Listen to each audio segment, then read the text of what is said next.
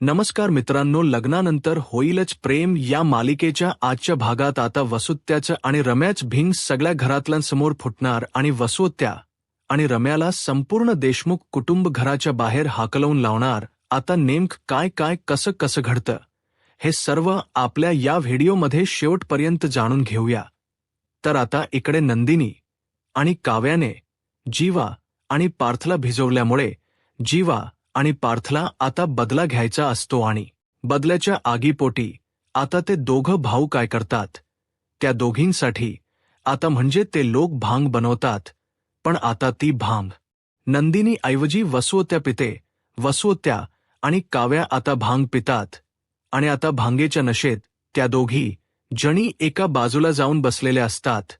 आणि आता काव्या वसुत्याला म्हणत असते, मी खूप खूप म्हणजे खूप खुश आहे वसुत्या, कारण माझा आणि देशमुखांचं लग्न झालं, सगळं कसं छान झालं, मस्त वाव मज्जा ना. वसुत्या त्यावर वसुत्या म्हणत असते, अगं कसली मज्जा आणि कसलं काय, तुमचं लग्न होऊ नये यासाठी मी किती किती किती किती किती किती काय काय प्रयत्न केले होते ना, ते तुला नाही माहिती का? अगं तुमचं लग्न होऊ नये यासाठी मी काय काय केलं होतं.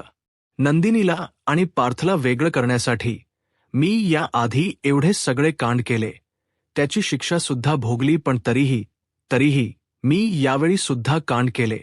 मी खूप कांड केले.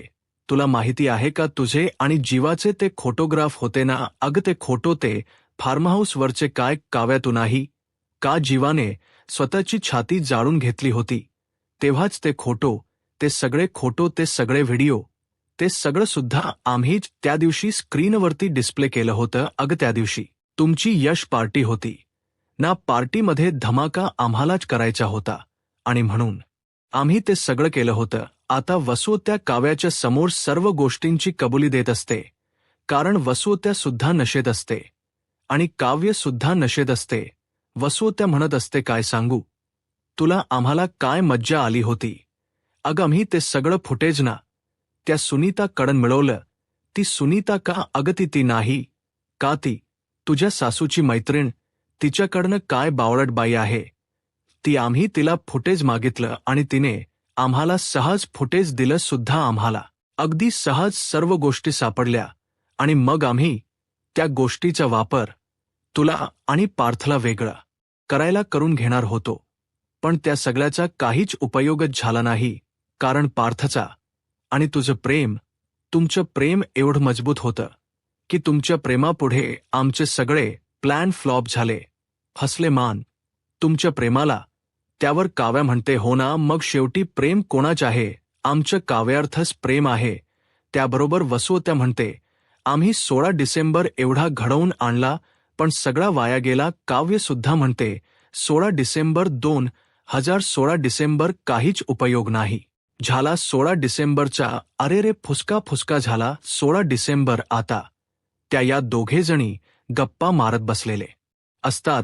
इतक्यात घरातले सगळेजण तिकडे येतात आणि मग आता काव्य आणि वसुत्याला ते लोक म्हणतात की चला आता आपण आपल्या घरी निघायला हो का, इथं आता मोहित्यांच्याच घरी कायमचा मुक्काम ठोकायचा. त्याबरोबर मग लगेचच वसुत्या आणि रम्या या दोघी जण एकमेकीचे हात पकडतात. तर लगेचच पार्थ हा काव्याकडे येतो आणि तो काव्याला सावरतो. आता त्यानंतर सगळेजण मग घरी येत असतात. तर आता गाडीमध्ये बसतानाच वसुत्या ही पडते आणि पडता क्षणी तिच्या गुडघ्याला जोरात लागतं. वसुत्या, आई मी मेले, मला वाचवा असं जोरात ओरडते. त्यावेळी या तिकडे येते आणि रम्या म्हणते, आई काय ग, तू पड लागलं ना, आता बघू इकडे ये. आणि मग ती वसुत्याला पकडते आणि गाडीमध्ये बसवते. त्यानंतर मग घरी आल्यावर इकडे काव्या भांग पेली आणि काव्याला याची नशा झाली आहे ही गोष्ट तर पार्थला आधीच माहिती असते, कारण ती भांग त्यानेच काव्यासाठी तयार केलेली असते. मग आता पार्थ काय करतो, पार्थ काव्याला झोपून देतो म्हणजे काव्याची नशा उतरेल आणि काव्याला बरं वाटेल. तर आता इकडे आंघोळ्या वगैरे सगळ्यांच्या करून झालेल्या असतात.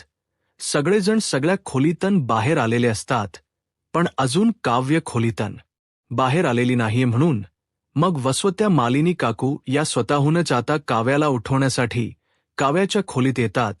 बघतात तर काय काव्या अजून झोपलेलीच आहे. मग मालिनी काकू काव्याला उठवतात आणि म्हणतात, काव्या, एक काव्या बाळा, उठ उठ काव्या काव्या. मग काव्या उठते. मालिनी काकू तिला म्हणतात, काय ग, एवढा वेळ कशी काय झोपलीस माहेरून येऊन? दमलीयस का खूप? काव्या म्हणते, नाही काकू, मला ना काही कळत नाहीये. माझं ना डोकं खूप जास्त दुखते, डोकं जड झाल्यासारखं वाटतंय आणि गोल गोल गोल गोल फिरतंय. आणि तुम्हाला माहिती आहे आज माझ्याबरोबर वसुत्या काही बोलत होत्या का? त्यावर मालिनी काकू म्हणतात, हो, तुम्ही दोघी जणी खूप वेळ गप्पा मारत होतात काग?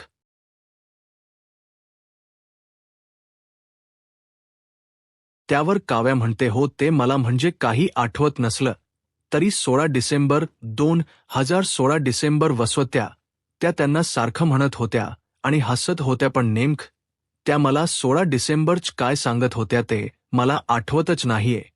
मी मोघापासून आठवण्याचा खूप प्रयत्न करते म्हणून तुम्हाला विचारलं की तुम्ही कोणी ऐकलत का? आमच्या दोघींमधलं बोलणं आम्ही काय बोलत होतो ते तुम्हाला माहिती आहे का? त्यावर आता मालिनी काकूंना सुद्धा आठवतं की जेव्हा काव्य हॉस्पिटलमध्ये ॲडमिट होती तेव्हा वसुत्यांच्या तोंडून पटकन गेलं होतं, 16 डिसेंबरच्या नंतर ही कोणाच्याही आयुष्यात ढवळाढवळ केलेली नाहीये. मग मालिनी काकूंच्या आता मनात एक पटकन विचार येऊन जातो, याचा अर्थ वसुत्याच या सर्वाच्या मुळाशी तर नाहीयेत ना? त्याबरोबर काव्या म्हणते, आई कुठे हरवलात? मालिनी काकू आता विचार करतात की आता सध्या काव्याला या सर्व गोष्टीतलं काही सांगायला नको, पुन्हा उगाच भूतकाळ तिच्या समोर उभा व्हायला नको. मग मालिनी काकू म्हणतात, नाही, काही नाही, मी ते हेच म्हणायला आले होते की जा, आवरून घे, किती उशीर, जा पटकन आवर. अगं आता मस्त जीवाने घरी पुरणपोळ्या बनवल्या आहेत ना, त्याच्यावरती ताव मारायचे आपल्या सगळ्यांना म्हणून तुला बोलवायला आले, जा पटकन आवर आणि तू सुद्धा बाहेर ये. मग काव्या, हो, लगेचच आले, असं म्हणत बाथरूममध्ये आवरायला जाते.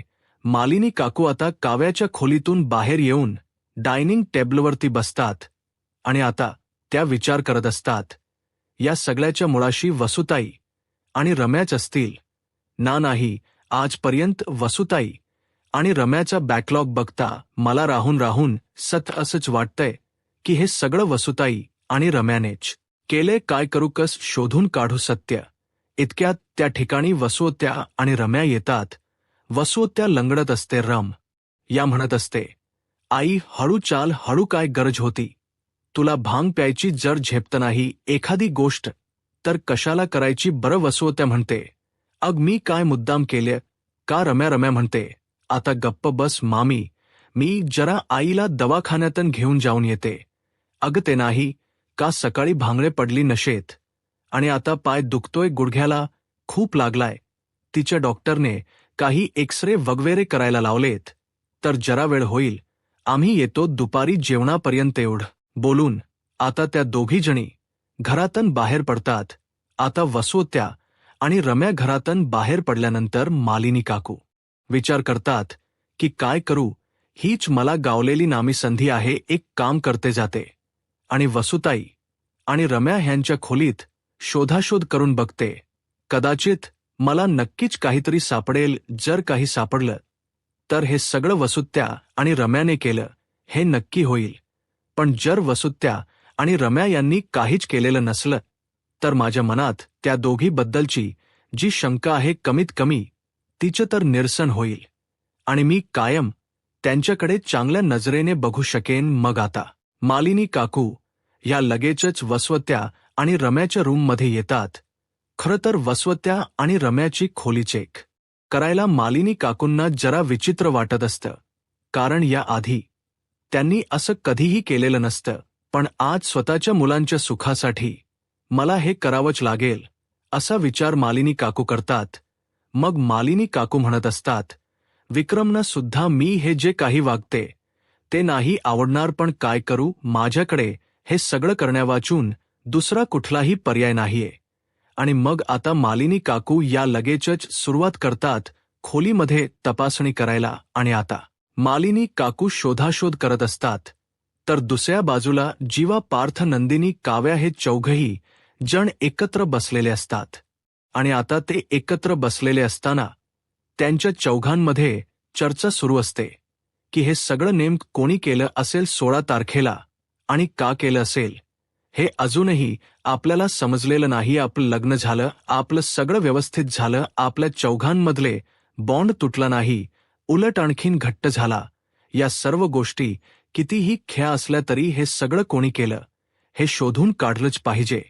की त्यावर जीवा म्हणतो, हो दादा, तू अगदी बोलतोयस ते बरोबर आहे. कारण 16 डिसेंबरच्या दिवशी जे काही फोटोज, व्हिडिओ तुमच्या सगळ्यांच्या समोर आले ते सगळे तुमच्या समोर कधी यायलाच नको होते. कारण ते सगळे स्वतः मी आपल्या फार्म हाऊसवर ठेवलं होतं. मग ते सगळं फार्म हाऊसवरनं पनवेलवरनं इथं आपल्या राहत्या घरी कसं काय आलं, या सगळ्याचा सूत्रधार कोण आहे हे बघायला. हो, इतक्यात त्या ठिकाणी मालिनी काकू येतात.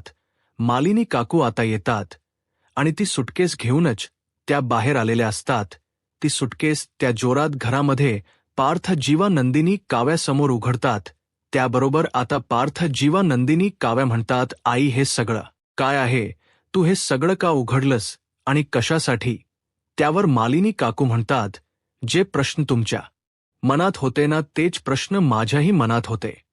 पण माझ्या मनात आलेल्या प्रश्नांचे निरसन मी लगेचच्या लगेच करायला असा विचार केला. मला शंका होती की या सगळ्याच्या मागे वसुताई आणि रम्याचा हात आहे. आणि म्हणूनच आज त्या दोघीही जणी घरात नसताना मी त्यांच्या खोलीमध्ये जाऊन शोधाशोध केली. आणि हे बघा, माझा संशय अगदी 100% खरा निघाला. त्यावर जीवा म्हणतो, म्हणजे आई हे सगळं तुला वसुत्या आणि रम्याच्या रूममध्ये सापडलं? त्यावर मालिनी काकू होकारार्थी मान डोलवतात. आता हे सगळं बघून सगळ्यांनाच खूप मोठा धक्का बसतो. पार्थ म्हणतो, बापरे, याचा अर्थ वसुत्याने केल हे सगळं शिट. पण वसुत्याला हे सगळं करून काय मिळालं? का बघली असेल वसुत्या असं काय गरज होती वसुत्याला हे सगळं करायची? वसुत्याला ना खरंच. त्याबरोबर त्या ठिकाणी वसुत्या आणि रम्या येतात. आता वसुत्या आणि रम्या ती उघडलेली बॅग बघतात आणि आता दोघेही जणी खूप घाबरलेले असतात. त्यांना समजलेलं असतं की आपलं सत्य आता घरातल्या सगळ्यांसमोर उघड झालेलं आहे आणि आता आपण काही सुटू शकत नाही. आता आपलं मरण पक्का आहे हे त्यांना माहिती असतं. इतक्यात मालिनी काकूंची नजर त्या दोघींवरती पडते. मालिनी काकू धावतच जातात आणि वसुत्या आणि रम्याला हाताला धरतात. आणि इथं काय अशा दारात उभ्या राहून तमाशा बघताय? तुमच्याच बद दल बोलतोय घरात या, असं म्हणत ती त्यांना घरात खेचून आणते. आणि मग लगेचच मालिनी काकू म्हणायला लागते, काय मिळालं तुम्हाला माझ्या मुलांच्या बाबतीत? एवढा खोटेपणा करून वसुताई का वागलात असं सांगना का केलंत? हे सगळं जर माझ्या मुलाऐवजी तुमचा मुलगा असता आणि तुमच्या मुलाच्या संसाराची अशी लाख राख रांगोळी झाली असती तरीही तुम्ही हेच केलं असतं का? बोलाना असं विचारतात. त्याबरोबर विक्रम तर जातो आणि मालिनीला बाजूला करतो तो आणि रम्याच्या एक खणखणून मुस्काटात लगावून देतो आणि म्हणत असतो, रम्या, आजपर्यंत मी तुला माझ्या मुलीसारखं सांभाळलं. पोटच्या मुलीप्रमाणे तुझे लाड केले, तुझे हट्ट पुरवले, तुझी इच्छा पूर्ण केली. तुला मागशील ती प्रत्येक गोष्ट दिली. ज्या शाळेत पार्थ आणि जीवा युगला शिकवलं त्याच शाळेत तुलाही शिकवलं. ज्या कॉलेजमध्ये म्हटलीस त्या कॉलेजमध्ये ॲडमिशन घेतलं. ज्या युनिव्हर्सिटीला म्हटलीस त्या युनिव्हर्सिटीला घातलं. जिथं काम करायचं आहे म्हटलीस तिथं काम करू दिलं. सगळं तुझ्या मनाप्रमाणे केलं. त्याचं तू हे फळ दिलस मला. त्याबरोबर काव्या आणि नंदिनीला सुद्धा खूप मोठा धक्का बसलेला असतो. नंदिनी म्हणत असते, मला तर या वसुवात आणि रम्यावरती आधीपासूनच विश्वास नव्हता, पण जीवा आणि काव्यालाच, या दोघांवर नाही.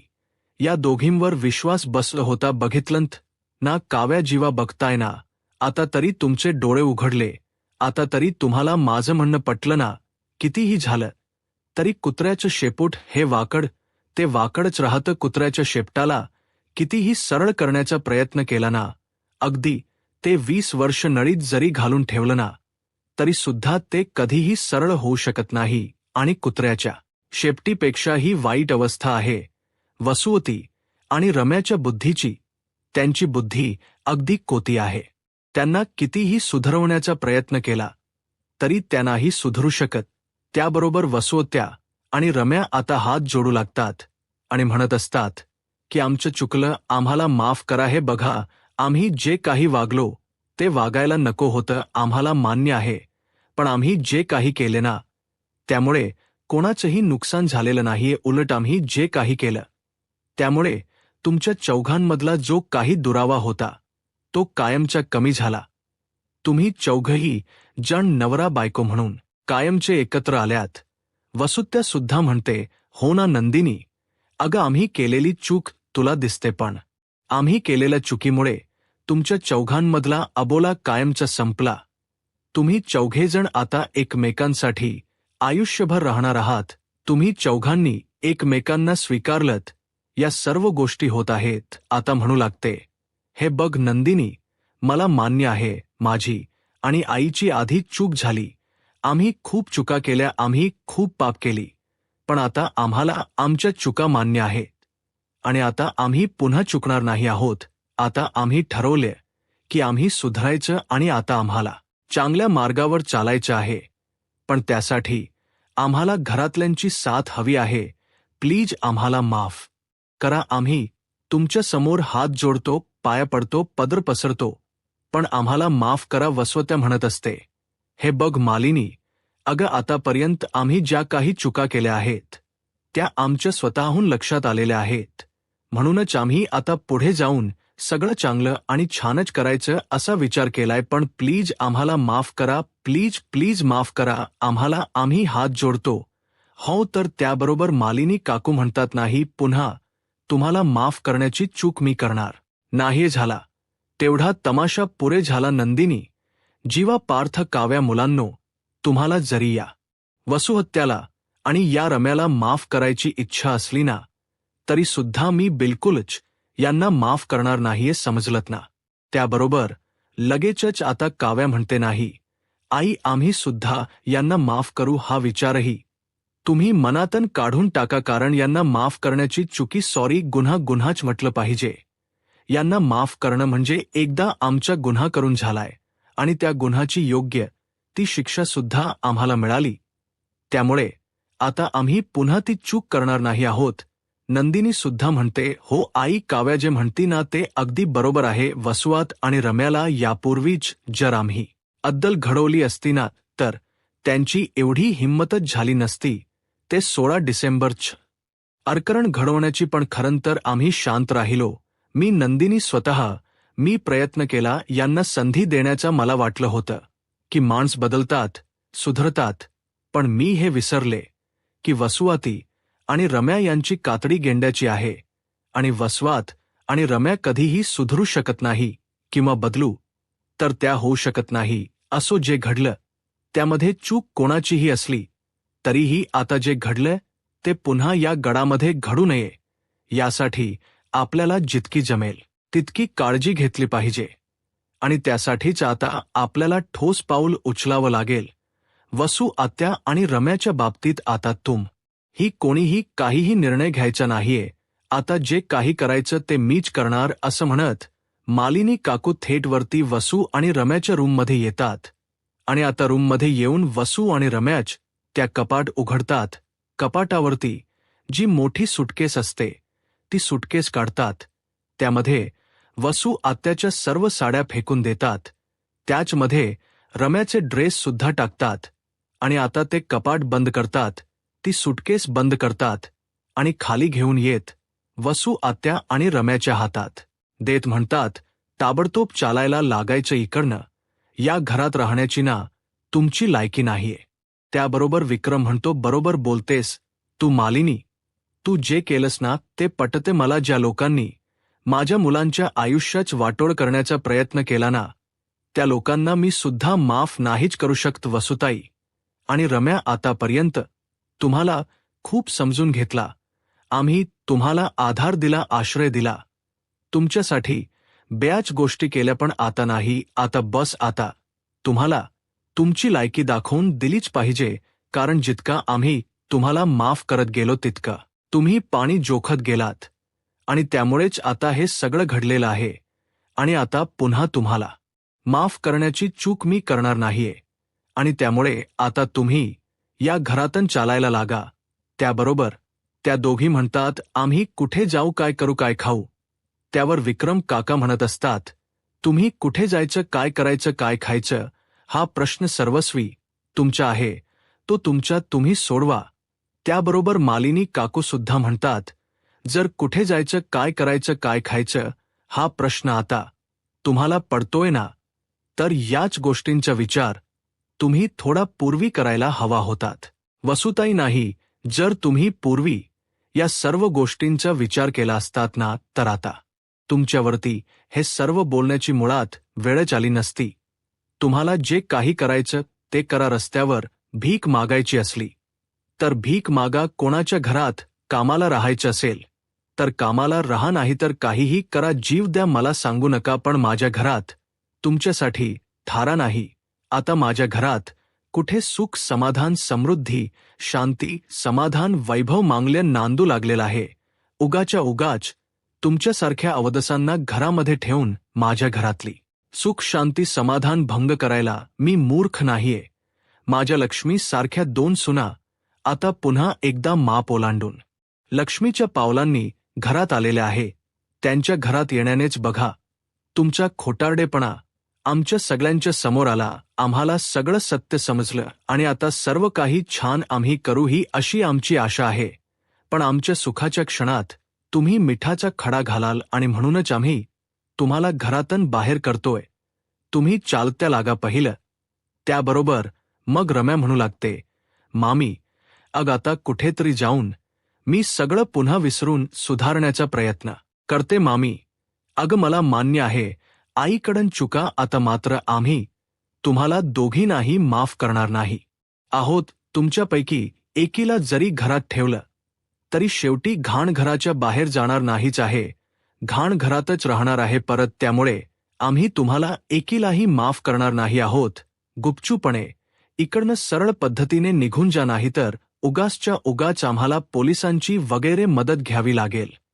आणि जर आम्ही पोलिसांची मदत घेतली तर ते तुमच्यासाठीच अवघड असेल. त्यापेक्षा आम्ही जर प्रेमाने, शुद्ध व्यवस्थित भाषेत सांगतोय की निघा चालत्या व्हा, निघा चालत्या व्हा, तर इकडनं ताबडतोब निघा चालत्या व्हा. उगाचच्या उगाच आमचा अंत पाहू नका, अस आता पार्थ सगळ्यांना सांगू लागतो. आता पुढे काय होईल हे पाहायला आत्ताच माझा महाराष्ट्र या यूट्यूब चॅनलला सबस्क्राईब करा. धन्यवाद.